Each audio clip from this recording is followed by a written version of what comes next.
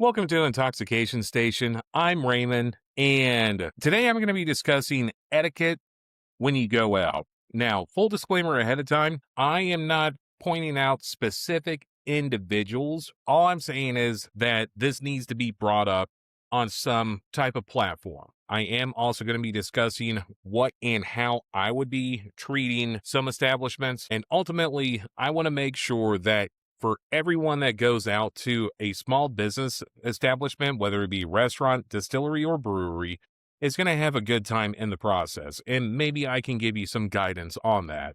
So, with that, let's go ahead and get going. One thing I would like to discuss is just overall etiquette when it comes to going into the public establishments. There are quite a few people that don't know how to behave in public. If it's something that I like to take note of is whenever I go to an establishment is, well, how is everybody there? Is it going to be a raucous environment to begin with? Is it going to be more snooty of an environment? Is it going to be bougie or anything of that nature? And when I do these reviews on establishments, I do take all that into consideration. Part of why I go to the places that I go to is because if it's my vibe, if it's my style, and all around good time having is what I'm all about. That being said, if I'm going out to, say, a brewery and I'm going out there with a couple of friends, we're going to knock back a couple. But when I go there and it looks like a preschool session is going on whenever I walk into the place, chances are I am probably going to rethink where I'm going to be going to and heading over to another establishment from there. Because how I look at it is if I'm going to what I would like to hope to be an adult oriented business that sells alcohol, I would not expect to see a bunch of kids running around. And it's, I wouldn't say a bad look on the business itself because the business has no control over who comes in through the door. It could be the best person ever that wants to give out money to everybody the moment that they walk in there. It could be someone that is going to be very stingy with how they tip and how they interact with the staff. Like the business has no control over that, but you as the patron do have control over that. How I look at it, if I'm going to go to a brewery and there's a bunch of kids running around, causing a scene, just screeching, yelling the entire time, it's not a good look on whoever the parents are because I do believe that parents need to treat their kids like kids and not like little friends. Because having adult interaction with your child's upbringing, if I may word that as plainly as possible, is critical to building character on how they're going to be individuals growing up later on in life. Such as if you're sitting at the bar with your buddies or the girls, and you have a bunch of 3, 4, 5 year olds running around, causing a scene, screeching, hollering, chasing each other throughout the entire establishment, knocking into people, knocking over chairs, tables, breaking glassware, possibly even damaging equipment that the business needs to survive off of. Why are you choosing a brew? It makes no sense to me whatsoever. There are other establishments out there that can cater to that, more family friendly environments that have kid areas, environments that have arcades, environments that have playpen areas, whatever the case may be. You shouldn't bring a bunch of young kids to a brewery in about 99% of the occasion just because it is an adult alcohol establishment. No kids should be in there regardless, with the exception of a few things. One of those being if the owner has a private events going on, bring the whole family, bring in people from the surrounding area. Maybe that's the one and only time that the community gets together to help out, support a small business. That's one thing. Another thing would be is if the owner, lead brewer, bar staff, if any of the members that work at said environment or at said brewery have to bring in their children to work one day. Because it happens. Maybe your child's sick and it's last minute, you don't have anybody reliable enough or the accessibility to someone that can watch over your child, so you have to bring them to work. That's perfectly understandable. That happened to me more than enough growing up where I had to go to work with my parents and help them out or whatever the case may be. But that's something that's out of your control at that point. And instead of leaving your child at home unsupervised, best way to take care of them is to make sure that they're supervised, of course. Number 3, if you're a patron and same thing happens to you, you have a meeting with someone that's going to be happening at a brewery, because I am a firm believer that the best meetings happen at places that serve alcohol, sports bars, distilleries, breweries, and everything that I review anyways. I do believe that those are great places for meetings. A lot more gets accomplished in that time frame, but you have to bring your child with you because you have no one else to rely on. That's another mulligan that goes along with it, because there are certain things that you can't control, and kids getting sick, kids are going to get sick. They're perpetually always forever getting sick in some way, shape, or fashion. And if it's unpreventable, then it is what it is. I mean, that's, you just got to roll with the punches at that point. However, if you, 5 of your friends, are bringing a total of 6 kids to a brewery and you think that's cool, no, not a huge fan of that, because that is a preventable thing to do. Like, you all collectively got together via text message, phone call, email, face chat, I mean, any method of communication nowadays, and you all collectively agree that having that many kids in a non-kid permissive environment is a good idea. Don't go. Just keep it at the house, keep it elsewhere. Go to somewhere that is going to be kid friendly, like a bowling alley or arcade or putt-putt golf or any number of things. There's so many other things else that you can do to involve the kids that aren't a brewery. Now, one thing that would be a multi-million-dollar idea to any brewery that is out there is having a kids' night. Yeah, in the same way that there's ladies' night, that there's discounted drink nights or themes, have a kids' night or have a kids' day where, yeah, before a school starts, depending on where you're at in this nation or in the world, really, the week before, everybody gets together at the brewery. There's no alcohol being served, but you have food trucks there. You have a clown, like someone that does balloon animals.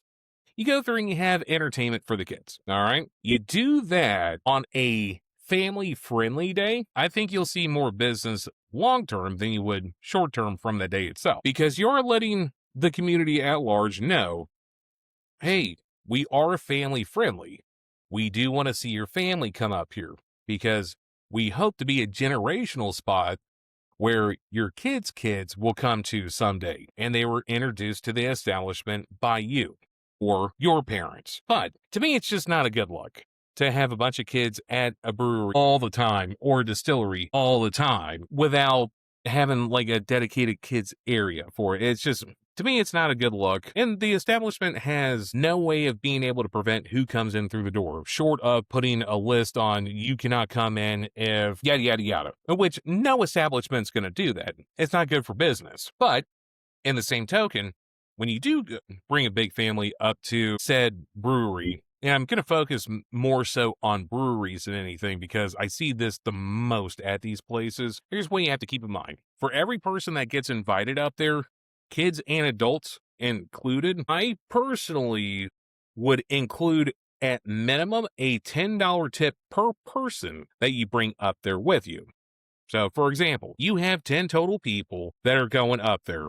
Let's just go ahead and say four adults, 6 kids, because math is going to be math on that one. And at the end of the day, whenever the bill needs to be paid up, you should be tipping at minimum $100 on top of what the service bill was. So say that between the 4 adults, you have racked up a bill of $150, which nowadays that's very common. Add in your 20% tip on top of that. Now that I did the math, a $150 bill times 20% should be at minimum a $30 tip plus that 100 that you put in on top of that.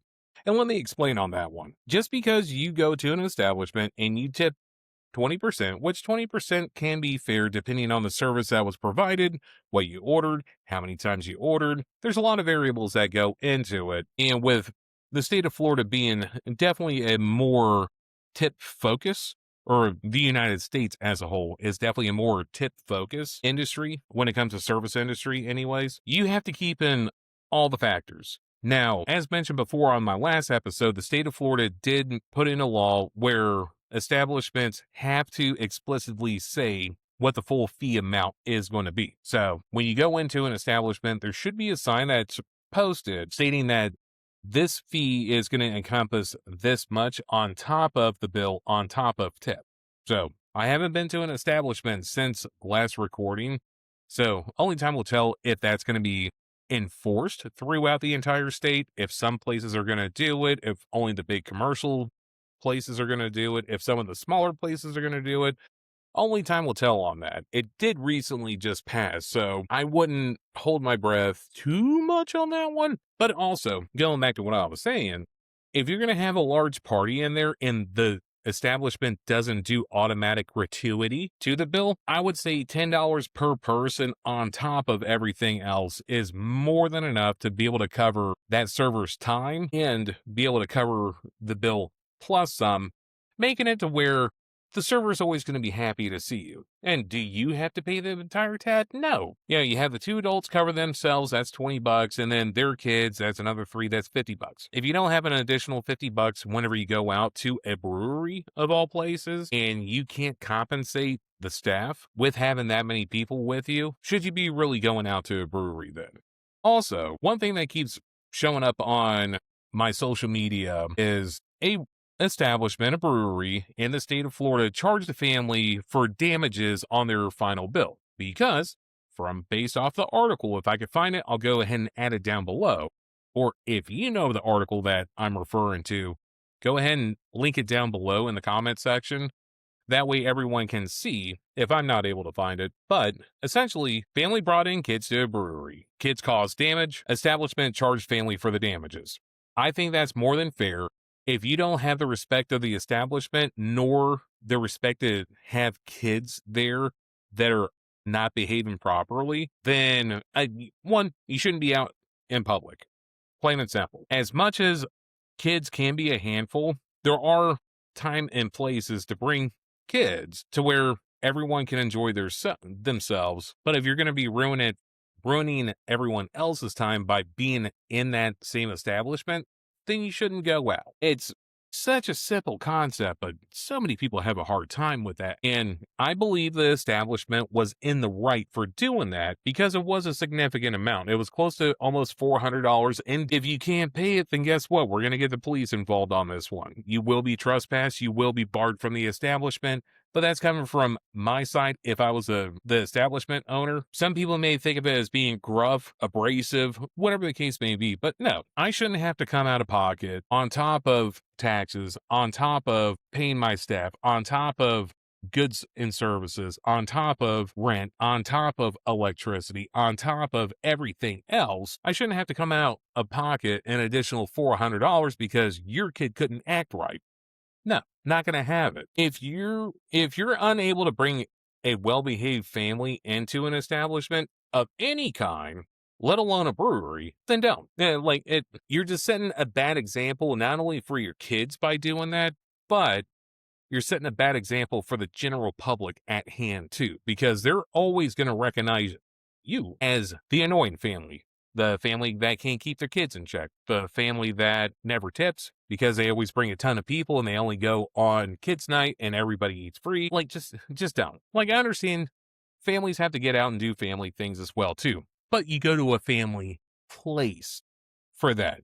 You see what I'm trying to get at? If you're trying to bring a family with young children to a brewery or a distillery, I think you're missing the point at that point. When it comes to distilleries, in breweries, those are going to be adult-focused, alcohol-forward environments. Just because you want to bring your kids there doesn't mean that everybody has to pander to your child at that point. In fact, it should be the other way around. And like I said, there are certain occasions to where, there's certain exceptions, I should say, to the rules. But 9 times out of 10, if I'm going somewhere on a Saturday, and part of the reason why I don't review places on a Saturday is because of how busy they are, how busy they're just the sheer amount of kids all over the place. Personally, I don't think that should be fair for the business. I really don't, because they know what they're in business for, and they're trying to cater to that. But on the same token, why are you trying to ruin it for everybody? I don't get it. Because there are places for that, such as arcades, bowling alleys. You have state parks, city parks, national parks that have establishments that are nearby. You have places that are going to be geared towards children and young families. Go to one of those places. Highly recommend it. There's some fun ones out there too. Growing up, one of the fun places that we went to was a spot called Fun Spot. It is the most B-rated theme park in Orlando. However, it's inexpensive. They have go-karts. They have an arcade in there. They have some of the most pizza ever, but it's still pizza nonetheless. They have a roller coaster there. Like, it's a fun place to bring a family because as that's what it's for. Families to go in there. And we have other theme parks that everyone knows about. I don't need to support them at any kind of nauseum by any means, but Fun Spot was a cool one. Fun Spot spent a lot of birthdays up there growing up. 10 out of 10 would absolutely recommend it. The one that I went to was in Orlando. They do have a location in Kissimmee as well, too. Definitely check them out. Really fun place to bring a family. And I have to focus on the family aspect of things because this is going to sound weird coming out, but you're not going to bring your kids to a strip club. Is it because of the half-naked women and the alcohol there? Yeah, exactly. You wouldn't bring your kids there. Why would you want to bring your kids to a damn brewery? Not saying that there's half-naked people running around, but there's alcohol there. What are you trying to accomplish there? Mulligan to that. The mulligan being, if a family goes out to an establishment and there just so happens to be a brewery that's nearby said establishment, like, for example, arcade. We'll go ahead and use an arcade on this one. Husband, wife, 2 kids go out to the arcade. Wife goes over to the brewery, has a couple of beers. Whenever she's done, then she meets back up with family. Husband leaves family to go over to brewery, have a couple of drinks there. And then by the time he's done, he meets up with family. They spend a little bit more time. By order of approximation, anyways, wife should be good to drive the family back home. I think that is a great way and series of events to be able to have fun with the entire family. Because the parents need the break sometimes. Maybe it's just a beer or a glass of Prosecco or anything of that nature. You have that little bit. You don't get too hammered. You enjoy your time, and then you enjoy your time with your family. I think that's more than reasonable, but what do I know? I don't have kids. Now, the mulligan on that, and this is, I promise you, the 4th time I've recorded this, so please forgive me on this one. The mulligan would be is if only you should have kids in a brewery if the staff has to watch their kids, the owners have to watch their kids. If you have an important business meeting at said brewery and something happened with your kids that they have to come with you, that's all acceptable. Or if it's just a quick in and out, hey, we're going to be nearby here. Let me say hi to so-and-so that's working behind the bar. I want to say hi to them. I'm bringing in my kids real quick. Hey, you seen how big they're growing? You seen them when they were born? Now they're 2. All right, we're just quick in and out. More than acceptable. More than acceptable at that point. But when you guys are posted up, or whenever a family's posted up, straight up camping in the brewery the entire day, that gets on my nerves. It really does. So many other places to choose from, so many different messages being sent out, not only to you as the family, but to everyone that is around you. And it's not a good look in my opinion. There are so many other places that are family friendly. For a quick sum up, brewery may not be the first place that I would recommend personally, but to each their own. I would leave it up to the discretion of the responsible adult that's at hand, and I would ultimately leave it uphold to the business owner whether or not they would want that many children in a non-children permissive environment. But that's one thing about free will. Everyone's going to do what they want to do, however they want to go about doing it. So with that, my recommendation to you, be responsible with your choices in the same way that you should be responsible with your drinking when you go to these places, which does bring up a group that I am part of. I'm part of Beer Drinkers of America. Now, as you can tell by this lovely card that you may have seen a few times before, I am member 1083 of over 3,000 members that are throughout all 50 U.S. states with an ever-growing popularity that goes along with the group. Now, what Beer Drinkers of America allows you to do is be in contact with a beer buddy anywhere throughout the United States, and depending on which state that you're in, can potentially unlock special discounts at different breweries or restaurants that you may visit. Now, there are states that have dedicated chapters, and if you are part of one of those chapters, then you have the camaraderie of that chapter and the Beer Drinkers of America organization behind you everywhere that you go to. I'll have the website right here, and I would recommend signing up today. There is going to be a cap on lifetime memberships soon. Follow Beer Drinkers of America on Facebook, Instagram, or TikTok to see where that cap is going to be at. I would recommend hopping on that now. That way you can lock in your lifetime membership today. But with that being said, I'm Raymond with Intoxication Station, your Under the Influencer, and I'll see you on the next one.